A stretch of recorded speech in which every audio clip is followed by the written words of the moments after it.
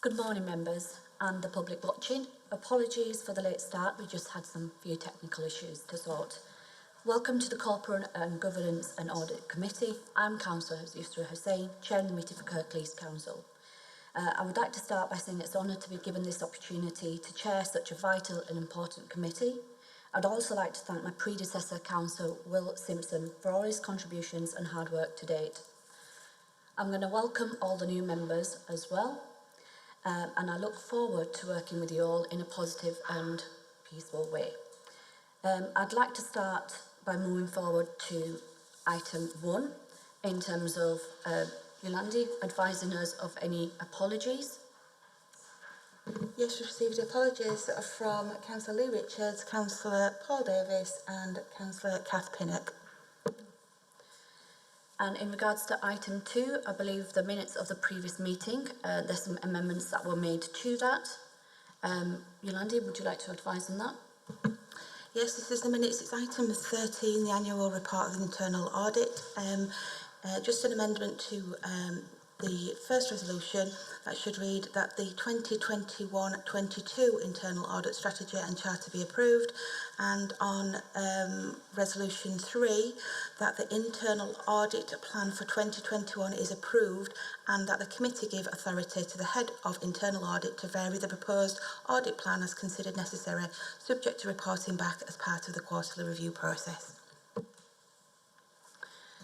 Would you like to, do I need to ask the members? Yes. Does anyone want to agree the minutes based on the amendments?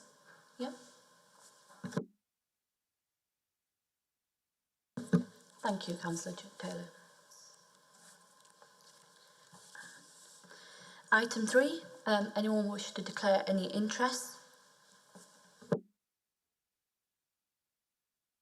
That's not noted. Item 4, admission of the public. Only one item today which will be considered in public. And then moving on to item 5. Yes, no deputations or petitions have been received.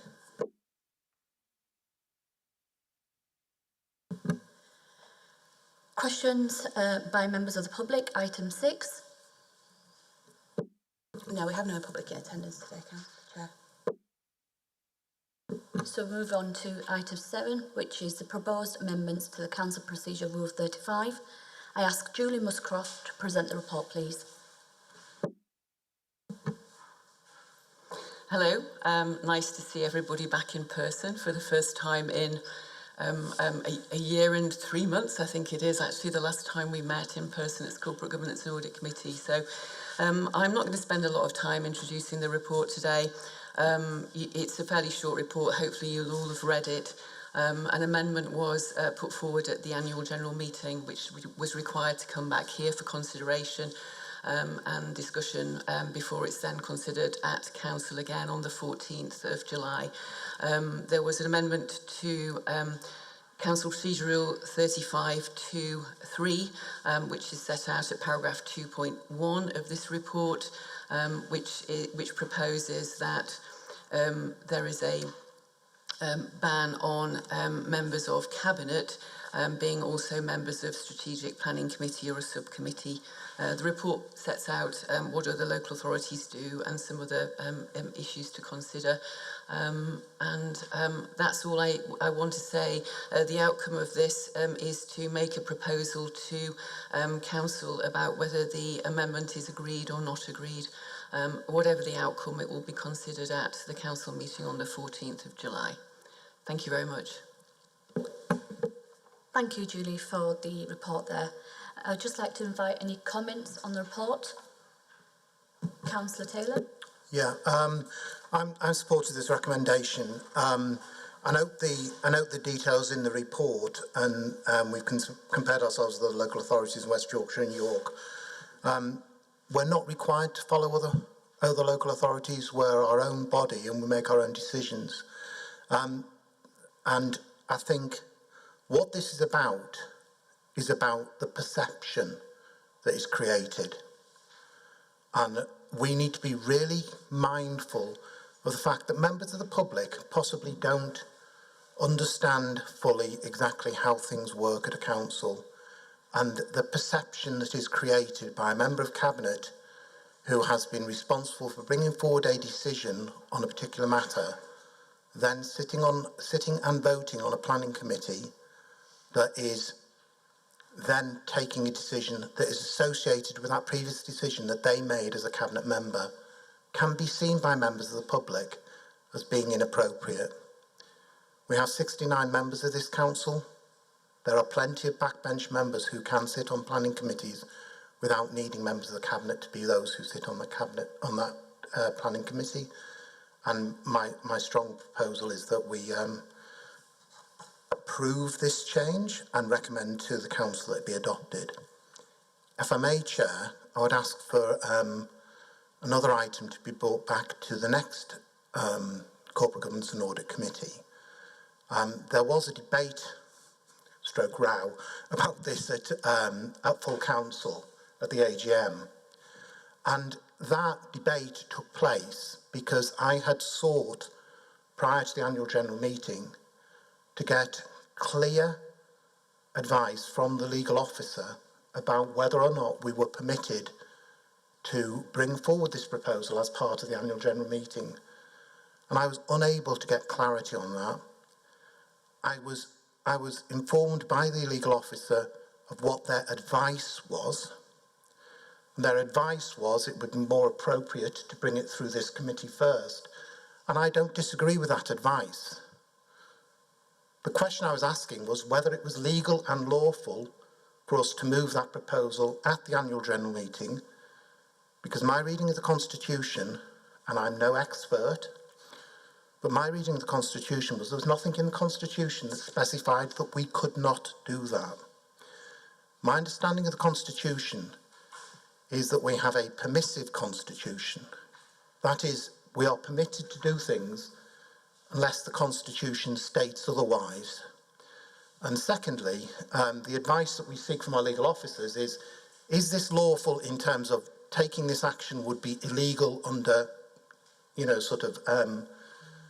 the laws of the country, or would it be wrong based on our Constitution? And I'm still of the mind that the written Constitution did not specify in that Constitution why we could not have moved this at the annual general meeting. I don't think it's appropriate for us to debate that today, but I ask that the report be brought back to the next meeting of Corporate Governance and Audit that explains to us as members whether or not we do have a permissive constitution or not, and if we don't have a permissive constitution, how we understand what we are permitted to do when we are not permitted to do at meetings.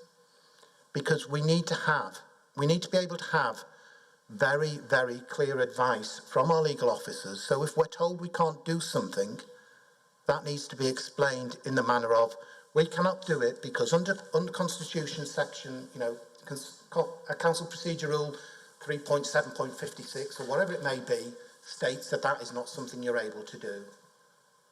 We weren't given that advice. The legal officer could not point to me the part in the Constitution which said we were not allowed to move this amendment to the annual general meeting. It's all happened now. That's history. Let's not go over that ground. But we need to understand for the future what we can and cannot do. So, Councillor Taylor, we can ask Julie to bring a further paper about the lawfulness to the next meeting. Julie? Yes, and we can clarify what happened, I think, as part of that discussion, because it would be helpful to do that. And there are some provisions in the Constitution which we can refer to. So we'll bring something back to the next meeting, I think, which is in July. Yeah. Thank you. Thank you, Councillor Taylor. Thank you, Julie. Any more comments? Councillor Erin Hill. Thanks, Chair. I think, firstly, Councillor Taylor, I do agree that there are issues about perception in all parts of this process, not least within planning. However, I think having read this report and obviously being present at annual council, I've looked at this quite carefully, and I think my main concern about it is that it doesn't seek to adequately address the issues that it outlines. So in 203, you have two problems effectively drawn out here. Firstly, that if cabinet members are involved in strategic decision making, they shouldn't then be involved in planning decisions through either strategic planning or either of the subcommittees, and that the planning process should be non-political. Both of those, I think, are valid concerns to raise, but neither are adequately addressed by just banning cabinet from planning. So if there is a suggestion that the planning process is currently subject to undue political interference, why are cabinet members any more or less likely to be subject to that than any other member? And if the issue is about involvement in strategic decision making, then actually equally that could be said of any member. You know, it could be said of the shadow cabinet, it could be said of members who hold particular positions of responsibility within the council. And therefore what we should be considering is whether the current safeguards that are outlined in 206 adequately deal with other interests that any members may have. I'm afraid I fail to see why simply saying members of cabinet and leader and deputy leader can't serve as members of planning adequately deal with either of those issues. If, as you've just said, however, it's an issue of public perception, then I would suggest again there is a bigger piece of work to be done around how the public perceive the planning process, because I do agree that there are significant issues there. But I wouldn't say that the main issue that the public raise with me when my constituents are talking to me about planning matters is the fact that members of cabinet make the decisions. They're issues about how the meetings are conducted. They're issues about how convoluted and complicated the process is. They're issues about how the local plan relate to decisions that are made on the ground in individual applications. I don't really see why that I've looked at this quite a lot, and I can't see a logical follow-through between the issues that are highlighted and the solution that's proposed. I have specific concerns as well around the fact that strategic planning and planning subcommittees are linked or are proposed to be linked in the Constitution with overview and scrutiny committees. There's a very clear rationale why members of cabinet cannot sit on scrutiny committees, and that's because they are fundamentally the ones being scrutinised. That's not the case on planning. Planning is not scrutinising the executive of the council, it's making independent decisions on different matters. And I think linking them in that way is problematic because the rationale for members of cabinet being barred from serving on each is different. In one it stacks up, in the other, to me, it doesn't. I wonder whether there's also an implication around democratic decision-making. In the very recent past, all three members of a ward have been on cabinet. Is the proposal that that residents living in that ward would therefore have no representation in the planning process? They're quite specific questions that would need to be dealt with, but fundamentally, I think my concern here is that the proposal suggests that problems exist, but proposes a solution which doesn't address either of them. Thank you. Thank you, Councillor Erin Hill. Some good points there. Anybody else wish to come in with any further points? Can come back to you guys. Councillor Bolt. Thank you, Chair. Oh, technology. Thanks. Yeah, I think this is something which is timely. I think the first point that we should start from is what in standards used to be called the Clapham Omnibus test. Would the man on the Clapham Omnibus in possession of the information think what was happening was correct?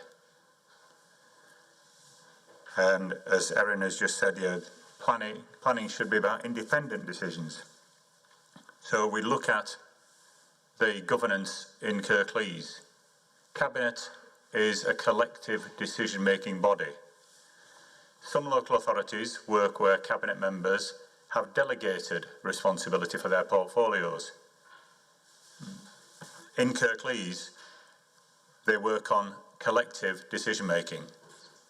So anything they are all involved in.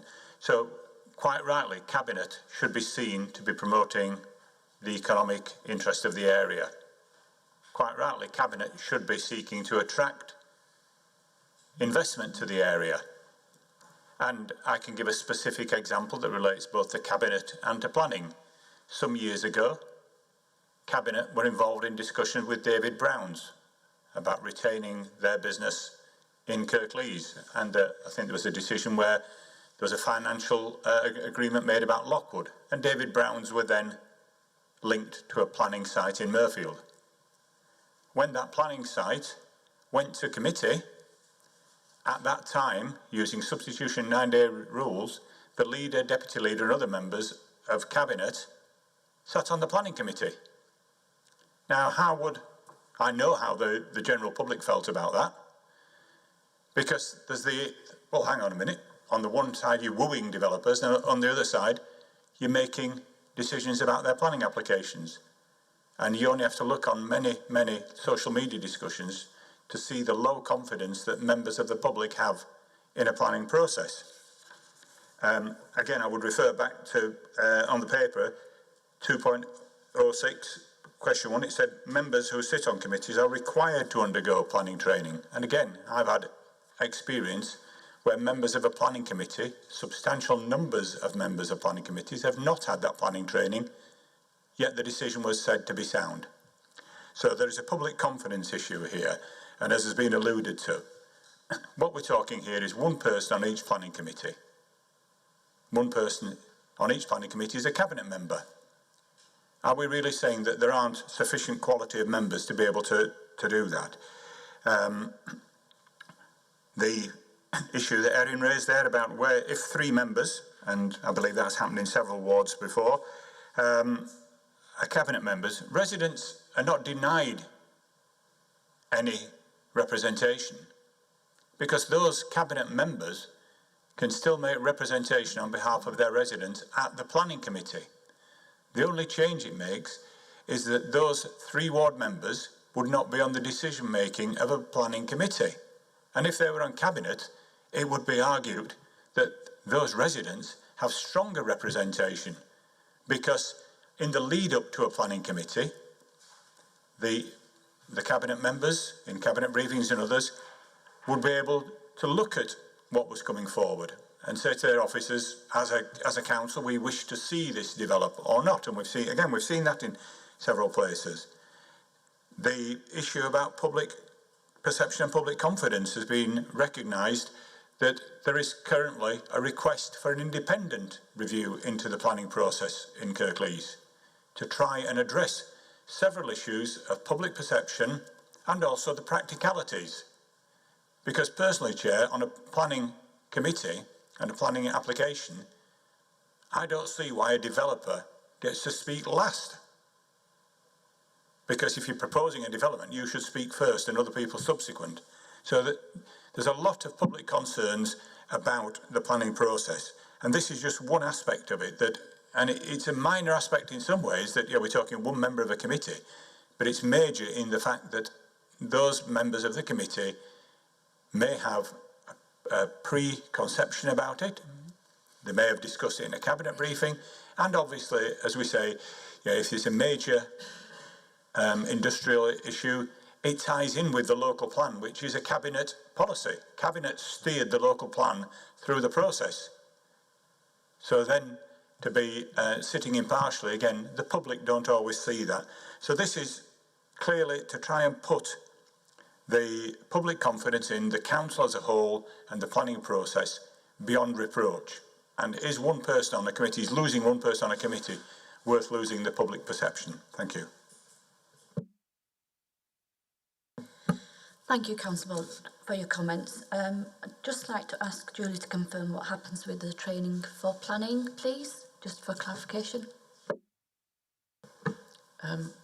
It's certainly my understanding that everybody does have to have training, and actually if you've raised and if you are aware of people who haven't, perhaps you need to bring that to our attention so that that can be remedied. But I'm certainly of the view from governance officers and planning officers that people must have appropriate training before they're allowed to attend those committees. So please come forward, not here in this meeting, but perhaps afterwards, and let me know if that's the case, so we can pick that up, please, Councillor Bold. Thank you, Julie. Any further comments? Councillor Thank you. I did have a couple of comments to make. Just that from the discussion that we've had this morning, it seems very clear that there are issues that do need to be addressed within the planning process, but the phrase "the public perception of that" is what keeps coming out to me. If the public perception is wrong, that needs to be addressed either by better clarity, better openness in the decision-making process, and I don't actually think this will fix that. Per se, there is work to be done, but I don't think this proposal in itself will go far enough to fix it. Thank you. Thank you, Councillor Davies. Councillor Steve Hall. Thanks, Chair. Yeah, something that's just being said about planning training. I mean, that's a serious accusation. I know for a fact a few years ago that there were 2 members on the strategic planning committee that hadn't done planning training, and they were excluded from the meeting right from the very start. So rather than coming in here giving these accusations, for a change, let's have some proof. Simplest thing it will to come into a committee meeting or a council meeting and start coming out with this, that and that, and there's absolutely no truth in it whatsoever. This time, let's have some proof. So, Councillor Bolt, I think you need to get some proof together. Could I come back, Chair? I did supply proof, just for clarity and for the record, I did supply proof on the case in point. I think at that time it was called the Planning and Highways Committee. It met in the reception room and the proof was given, and the response was that there were enough members on the committee to make the decision. I will look back for the records. It was a different legal officer at the time, but I will look back for the records. But Steve, just for clarity, I did raise it because obviously it was a Murfield issue and I was going to push it right to the end. Councillor Bolt, we'll just leave that conversation there about training and pick that up later on, please, because I don't think individuals should be discussed in this public meeting. Thank you. Councillor Taylor, please. Yeah, I think some of this discussion has been actually unhelpful. I agree with Councillor Davis that what this is about is public perception. However, to refuse this amendment suggests to the public that we don't recognise that this is part of the solution. I agree that more needs to be done, but actually not doing this suggests we don't accept that cabinet members sitting on that committee could potentially appear, and that's the word, it is about perception, appear to have a conflict of interest. I'll give an example of, and I won't name names, but a member of the cabinet who had the corporate portfolio, who was responsible for selling Kirklees land, then sitting on the planning committee on a split decision, voting in favour of a plan to allow development of that land. To the residents who were unhappy with that, they felt that individuals shouldn't have been involved in that decision because they'd already indicated their views when they took through cabinet the proposal to dispose of that land for a financial benefit for the council. They're the issues we're talking about. I know the report talks about other councils don't have these restrictions in their CPRs. What it doesn't say is other councils don't have cabinet members sitting on their planning committees. So they probably don't need those CPRs there because they just don't do it by practice rather than by intent. In this council, we do it by practice, so therefore we need to bring in something to stop that practice. It's interesting in section 2.03, it states that it was suggested when moving the amendment, it wasn't suggested, actually stated that those involved in strategic decision-making in cabinet shouldn't be involved in the planning process. I did not make any mention about political or non-political, and I note that this is carefully worded. It was further suggested that. That was not part of my proposal when I brought this to the annual general meeting, nor is it part of my proposal today. I fully accept that the planning committee is non-political. And I think it is unhelpful for officers to try and bring those two together and try and blur the line. I was very, very clear in the proposal I brought to the annual general meeting, and I'm very, very clear in supporting this proposal today. This is about public perception. It is part of the solution, and not to bring it forward now would give entirely the wrong message to the public out there. Councillor Hill made a very eloquent attempt to try and defeat this, but she didn't deal with the issue and the issue is the public perception. This isn't the full solution, but I think it goes part way to that. And it helps deal with those very real concerns from local residents where they are seeing decisions being taken which they can see in their mind, and it is in their mind, and there's that phrase, isn't there, perception is reality. In their mind, they can see an individual who has been involved in a strategic decision by the council, then coming along to a planning committee and voting, even though it is very clear in advance what their view is. You know, you could argue that they were predetermined because they've already taken a decision through council, and that there are two examples. I could use another one where it was actually the member of cabinet sat on that planning committee who actually was the portfolio holder for that issue that they brought through. But they still sat there and they still voted. And in both those cases, they were split decisions by the planning committee.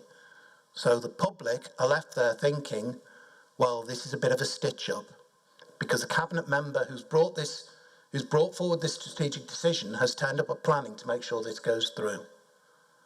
I think this is one of a number of changes we could make to improve the public perception and remove one of those anomalies where it does look wrong in the eyes of Mr. Joe Public, or as one of my colleagues said, you know, the person on the Clapham bus, whatever it was, the general member of the public that doesn't have an involvement in council ordinarily.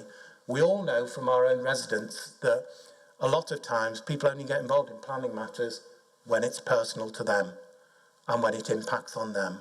And that's the only time they see it. So I think we have plenty of experienced councillors who aren't currently on the planning committees who could easily step forward and fulfil those positions. And I think if we decline to support this, we need to be very clear what message we're sending to the general public. The message we're sending to the general public is we don't care about the perception we create. If we want to put cabinet members on that committee, we're going to put cabinet members on that committee, and we're going to let them take decisions and vote on things they have already determined and taken a strategic decision on. And we're going to ignore those rules around predetermination. I think that's wrong. That's why I propose it to the annual general meeting. That's why I'm quite vocal about this today. We need to step up and show that we recognise the perception we're creating by allowing cabinet members to sit on this committee, planning committees. And if we, as members of this committee, don't do that today, well, it damns us. Thank you, Chair. Thank you, Councillor Taylor, for your comments. Just picking up on what you said about public perception, because that's been mentioned quite a few times in the room. Yes, it's important to take into consideration public perception, but I think also we need to bear in mind that no councillor or member in here will make a decision that's detrimental to their community. And I think we're overlooking that point. I think everyone in this room recognises they try to do their best when it comes to their residents, whether it be a personal proposal or a planning development. Everything is taken into consideration. There's a due process, there's a legal process to go through. So I think to say that all members are somehow involved in making predetermined decisions, I think is slightly unfair. I'd like to welcome any new further comments. Councillor Stephen, you haven't spoken. Thanks, Chair. I think a lot of valid points have been made today, and I think it is a bigger issue than just this one amendment. Perception is very important with the public, and planning is an emotive subject for a lot of people. And I do agree that if we were to turn around and not support this proposal going through to the council meeting, it does look like we're not willing to address potential issues or perceptions. I do think that there's other issues, like Councillor Hill raised a lot of other issues that could be looked into further, and this doesn't address those. But I do agree that we should be supporting this to go through to council, so that it is the theme that we are taking on board, that we are doing everything we can to improve the perception of the planning committees. Thank you. Councillor Taylor, coming back. Yeah, thank you, Chair. It's just in response to your comments. I don't think anybody's suggesting that a member of the planning committee is not looking at the broader issues and is not trying to do the best for their communities and best for the council area. We're not saying that. We're saying the perception that the general public take away may be different to that. So actually, there is an easy way to solve that and to increase the general public's trust and support of the planning process by removing that anomaly. So that's the point that I'm trying to make. So I wasn't in any way attempting to suggest anything other, which was, I think, what you were inferring, but I don't think you were intending to infer that. I think it's just the way it came across, but thank you for the clarification. I think it's just important to remember in the times that we're living in as well, it's very difficult. There are members that are on the committees, there are members that, you know, may wish to come forward, and I completely understand that, but that doesn't mean that we do not put forward members that obviously have the experience and background and training. So I guess we have to look at our own members as well in terms of what skill set we have within that, and not to forget the time and age that we're living in terms of COVID. We have to try and take advantage of members that are willing to put themselves forward, that are willing to obviously sit on this committee. And just in terms of, again, you've mentioned public perception. Like I said, I'd reiterate the point again that, you know, all members, I'm sure when they sit in that committee, do declare their interest. We declare our interest at every meeting as well. And in regards to that, I also believe, again, I would reiterate the point that members do make decisions in the best interest of their residents, and we need to not forget that.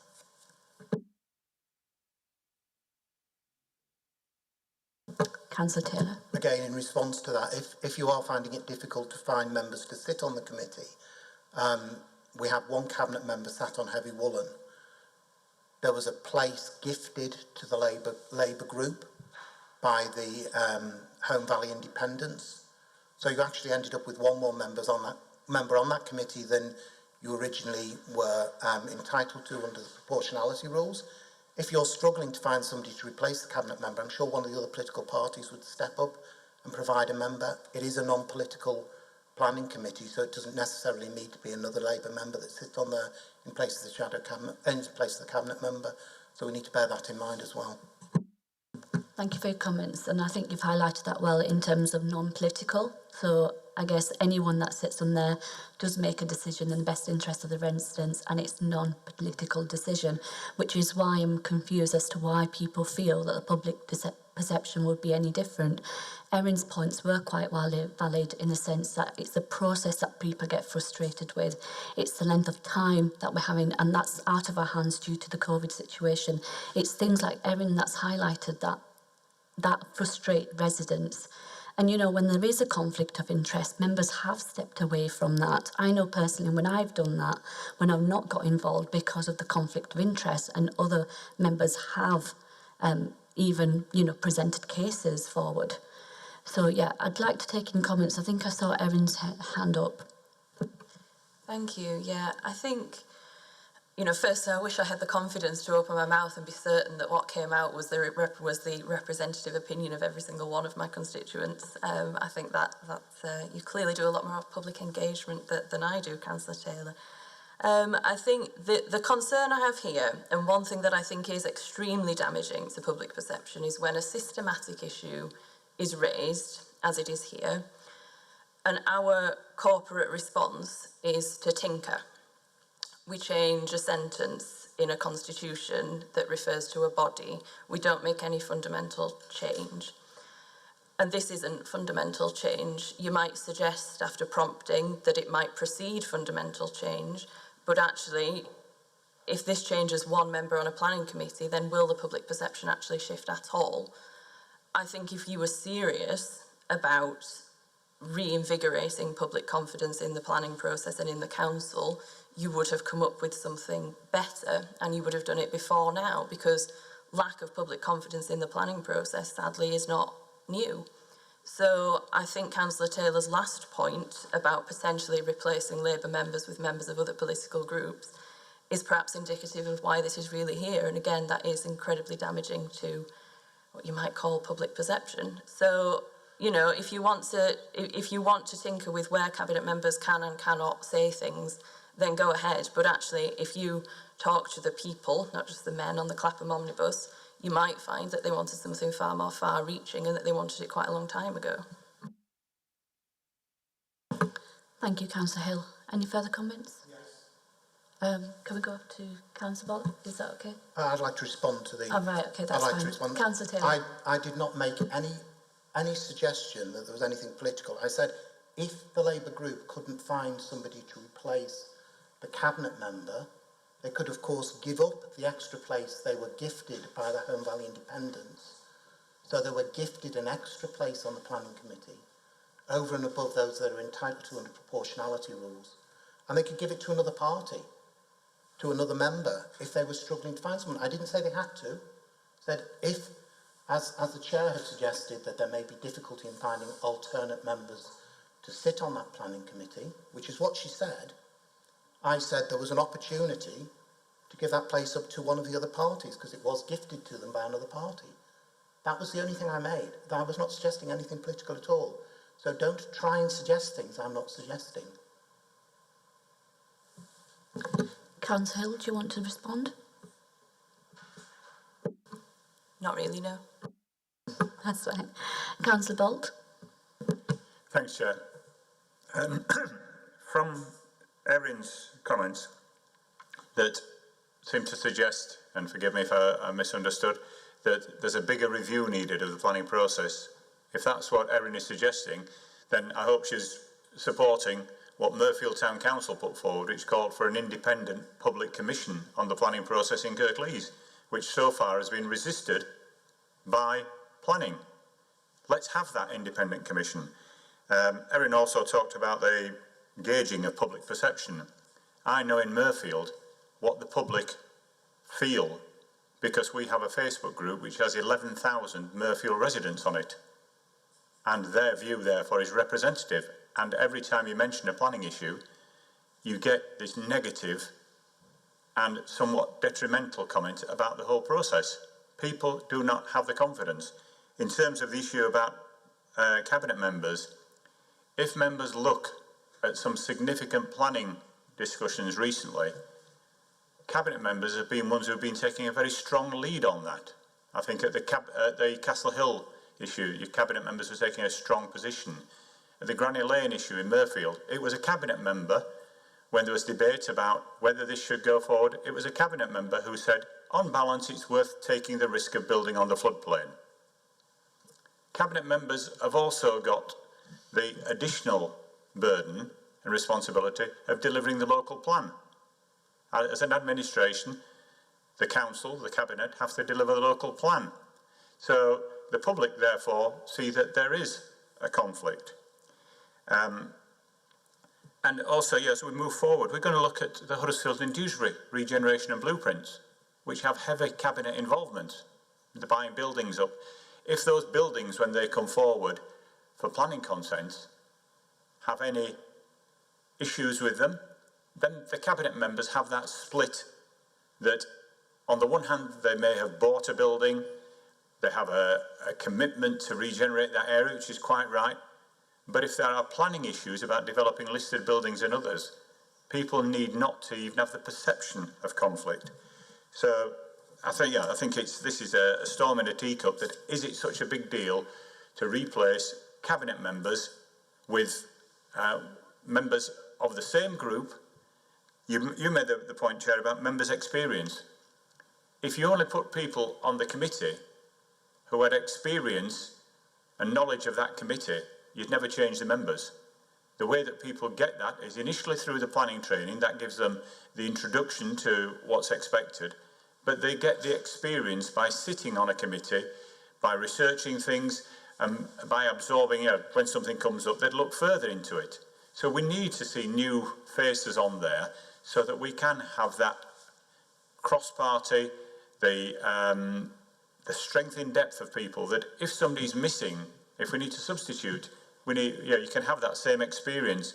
So it shouldn't be the same people all the time, and certainly it shouldn't need to be the cabinet members who have the experience of planning we should give our new councillors that opportunity, and I'm pleased to say that our group does. Thank you, Councillor Bolt. Any further comments? Just picking up on your point, Councillor Bolt, in terms of what you said. You mentioned the blueprints and the certain regeneration plans. There's always consultation processes that do occur. So residents are taken into consideration when big developments and big projects are held in the community. In terms of it, like Erin alluded to, the systematic issue, this issue is larger than the points that this proposal makes. And does this go far enough to address it? And the answer is no at this point. In terms of cabinet members, yes, you're right, people do need to move forward and get experience, but there's no harm in having a cabinet member. Like I said, time and time again, we do have to declare our interest, and we do make decisions in the interest of our residents, and we do take those into consideration in planning committees. So again, in terms of public perception, there is a fair due process that occurs with planning, and that gives everyone a fair chance in terms of whatever planning sort of proposal they put forward. So in that sense, those are sort of the few thoughts that I picked up from what you said. Would anyone like to add any other further points? Councillor Taylor? Final point from me. I would not have problems with cabinet members sitting on a committee if they were not involved in the decisions that were coming before that committee. When you have examples like the one that I used, and I haven't named any councillor, where they personally had taken through cabinet proposals to sell land, then they went and sat on the committee where there was a split decision, and their vote counted in that actually being voted through the planning committee to allow development on that land. That to me is controversial. If they had declared an interest and said, because I was involved in the proposals to bring this land forward and sell this land to the developer, I don't think I should take part in this decision on this committee. They could have substituted themselves from the committee, or they could have stepped aside from the vote. But they didn't. They voted, and they got that through a split decision. That's where the perception of it being wrong is created. This attempts to address that. Now, I think if this committee today doesn't support this proposed amendment, what it's saying to the general public out there is it doesn't agree that there is a problem with people having involvement in decisions on the planning committee where they've already been involved in a decision about that process. And I think it creates entirely the wrong decision. And what will be reported in the press from this committee meeting will be that there was a move to prevent cabinet members from being asked to step away from sitting on planning. And it will play out in the press. And if that's what you want to play out in the press, absolutely fine. My view, very, very strongly, I can't make this more strongly, this is about giving the public the confidence that cabinet members will not attend and sit on a cabinet meeting, on a planning meeting, where they personally have been involved in pushing and championing a particular project, which then results in a planning application coming forward. Can't stress that any more strongly, Chair. We must vote in favour of recommending to the Council that this amendment to CPR is adopted. Thank you. Thank you, Councillor Taylor, for your comments. I don't think anybody wishes to make a decision not in the best interest of the public. So let's make that clear. We're having an open debate here to try and reach the right decision, whatever that may be towards the end. Thank you. Councillor Bolt. Thanks. Just to try and offer something positive as well, this will go to Council, irrespective, and I hope it will be a positive recommendation. But in order to help shape that debate when it goes to Council and give members the insight, partially, that Erin has referred to, we now have a strengthened comms team at Kirklees. Let's put a vox pop on the Kirklees website to ask the public their perceptions. How do the public, and particularly, I mean, yeah, we have experience of of major applications. We know the people who've engaged with that. You know, as Steve knows, we've had a number of issues coming through in Murfield that the public have engaged in fully. There are issues still going forward.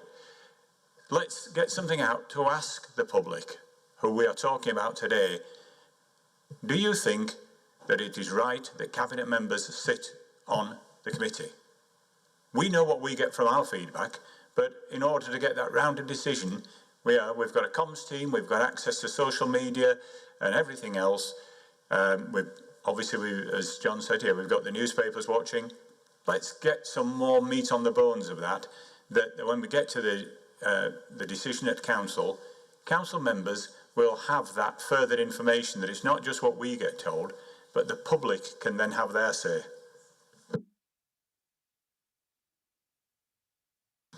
Thank you, Councillor Bolt. Just coming back to that, just for the interest of the public, so they're aware of what's written in 2.03 of this document, page 10, it does actually say in here, it was suggested when moving the amendment that cabinet members having involvement in strategic decision making ought not to then be involved in planning decisions through the strategic planning committee or either of the subcommittees. It was further suggested, and I want to emphasise this, it was further suggested that the planning process should not Yeah, I'm going to take issue with that. Should be non-political. Just can I finish? I'm going to take issue with that. That was not part of the proposal that was proposed at the annual general meeting. I've already made this point earlier on in this meeting. It shouldn't be in this report worded that way. I did not suggest it was to make it non-political. So can you not suggest that, please? I made it very, very crystal clear what my proposal was at the annual general meeting and have done so again today. So please stop trying to sully what my proposal is. Taylor, I'm only reading off the report here. And I've already pointed out that that was incorrect. With respect, 2.06 says all members there are also other checks and balances in place to ensure the decisions are taken properly. And I'm going to repeat that. There are also other checks and balances in place to ensure that decisions are taken properly. So I'm just going to repeat that for the public's interest. Councillor Erin Hill. Thank you. I think the idea of a vox pop is an interesting one, and I do wonder whether, though it's the wrong question, I think if you asked what changes would you like to see to the planning process, admittedly that's technically a bit harder, but it might be more illustrative and it might give us a bit more meat on the bones for any subsequent discussion that we have at council. I also want to come back to something that Councillor Davies raised earlier around the issue of public perception, in that sometimes what the public expect from the planning process is based on an understanding of it that's incorrect. So a lot of the time, and I'm sure that everyone in this room has had this, a constituent will ask you to object to or support a planning application based on reasons that the planning committee are not able to consider. They're not material considerations, so, you know, it'll affect my view. It's the third extension on my street already. You know, all those kinds of things which are very valid concerns for an individual but are not able to come forward and be considered by the planning committee. And I think that if we are serious, and it feels as though several of us have said that we accept there are a lot of more systemic issues around public perception and public engagement with the planning process, actually the starting point for that has to be information, and it has to be a realistic expectation of what this council, any council, can do within the planning powers it is given and the wider context in which planning decisions operate. And I think the last point that I would want to make is, while clearly the press is, you know, the fourth estate and it has a vital role to play in communicating decisions of the council, it absolutely can't be used as a stick to beat fellow members of a committee with, saying, you know, if you don't agree with what I say, you'll be slagged off in the papers. I think that's below the belt, frankly. And I think it fundamentally misunderstands the relationship that local government ought to have with the press and thereby with the public. So I think there's clearly some quite wide issues here. And certainly that is something that I think as a council we ought to look at more thoroughly. My concern is that this would be perceived as an attempt to kind of sweep it under the carpet. As I said, that it's tinkering, that the real change it affects on the ground is very small. So as I say, I would be interested in hearing what members of the public, rather than their Facebook accounts. Think about this. Thank you, Councillor Hill. Councillor Taylor? Nice attempt again by Councillor Hill to sweep this under the carpet herself by saying we need a bigger review. I'll go back to the issue I raised several times in this debate, which hasn't been addressed. You had the Member of Cabinet with the corporate portfolio selling land to a developer and then sitting on the planning committee where that proposal came forward, very controversial, opposed by local residents. There was a split decision at planning committee. Had that member stepped aside from voting in that meeting, that probably would not have gone through. They had a very, very clear conflict of interest. They declared that they were a cabinet member, but it made no difference. That issue needs addressing. This addresses that very specific issue.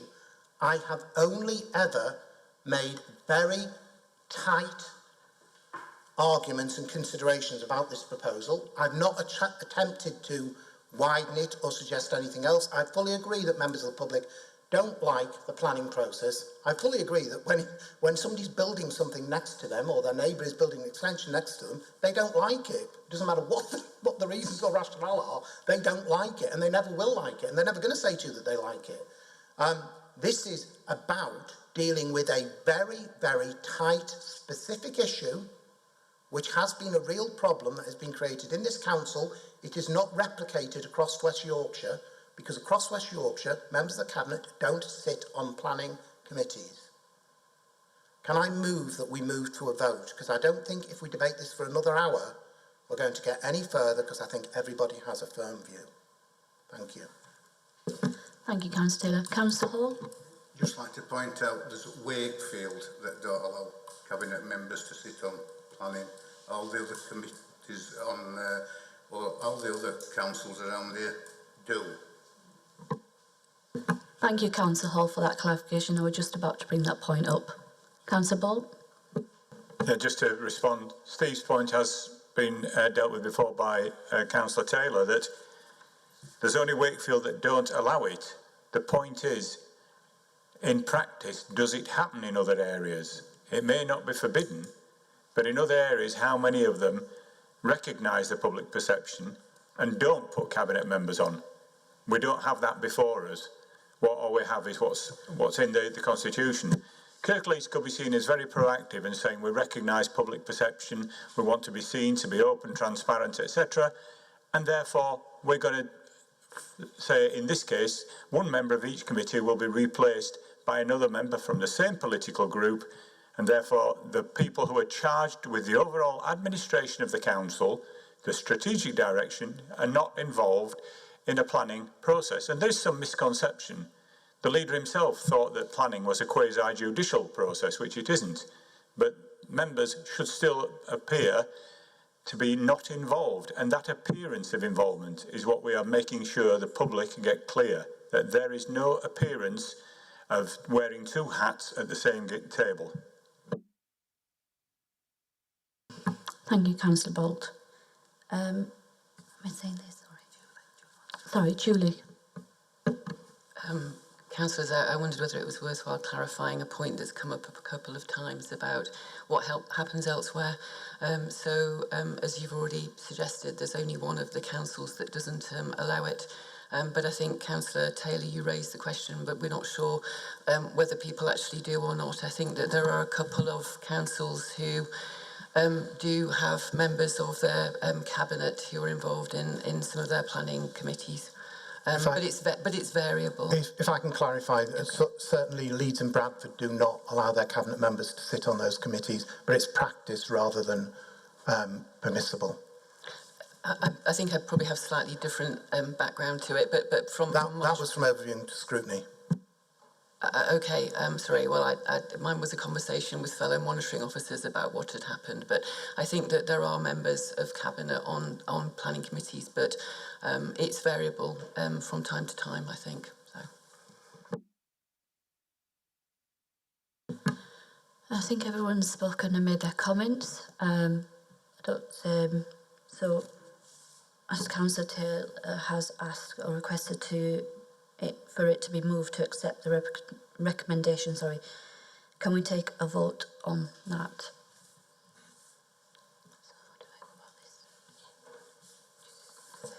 Sorry, Chair, for the members of the public, could you have some clarity, or could we have could I ask as observer participant, the recommendation is that the committee do either, they either reject or recommend.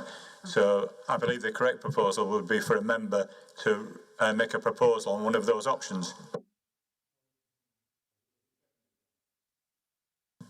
Sorry. It's not been seconded. Okay.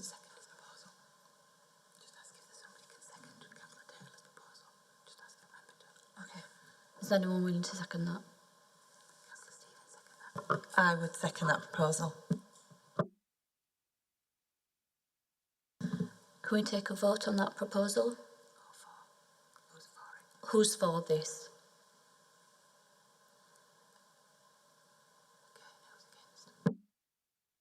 And who's against?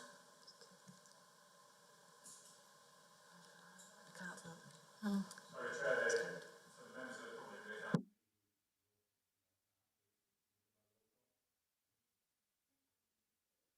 Councillor Taylor? In favour. Councillor Stephen? In favour. Councillor Hall? Councillor Davies? Councillor Hussain? For. Sorry, against. Against. That's carried, Chair.